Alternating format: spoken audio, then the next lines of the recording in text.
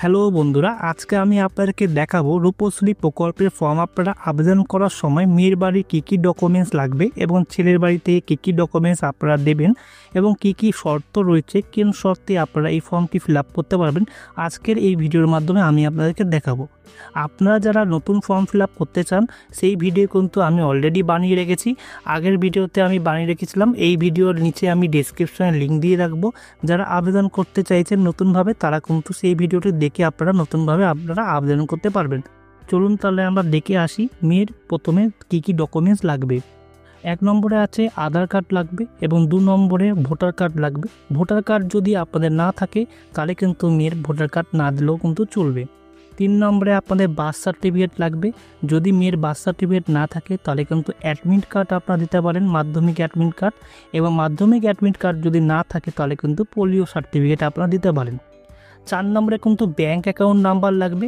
মেয়ের কিন্তু মেয়ের নামেই কিন্তু ব্যাঙ্ক অ্যাকাউন্ট লাগবে। এখানে কিন্তু বাবা বা মায়ের যদি কোনো ফ্যামিলি অন্য কারোর ব্যাঙ্ক অ্যাকাউন্ট নাম্বার দিলে কিন্তু এটা প্রযোজ্য হবে না, এটা কিন্তু ক্যান্সেল হয়ে যাবে।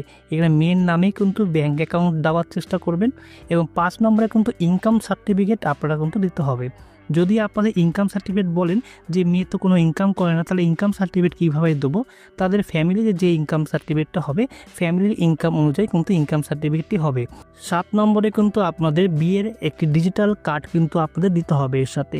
আপনারা যদি বিয়ের কার্ড যদি না দেন তাহলে কিন্তু এটি ক্যান্সেল হয়ে যাবে। এবং ছেলের ডকুমেন্টস কী লাগবে? 1 কপি আধার কার্ড, ভোটার কার্ড, মাধ্যমিক অ্যাডমিট কার্ড। যদি মাধ্যমিক অ্যাডমিট কার্ড না থাকে তাহলে কিন্তু পোলিও কার্ড দিলেও হবে। তারপর আপনার শর্ত কী বলছে? যদি আপনি 1 বছরের মধ্যে কন্যাশ্রী প্রকল্পে আবেদন করে থাকেন বা টাকা পেয়ে থাকেন তাহলে কিন্তু আপনারা ওই বছরের মধ্যেই কিন্তু আপনারা রূপশ্রী প্রকল্পে আবেদন করতে পারবেন না। আপনাদের কিন্তু 1 বছর ক্রস করবে, তারপরে কিন্তু আপনারা রূপশ্রীর জন্য আপনারা আবেদন করতে পারবেন। আজকের এই ভিডিওটি এই পর্যন্তই ছিল। ভিডিওটি ভালো লাগলে লাইক ও সাবস্ক্রাইব করবেন। কিছু জানাবার থাকলে আপনারা কমেন্ট বক্সে আমাকে জানাতে পারেন।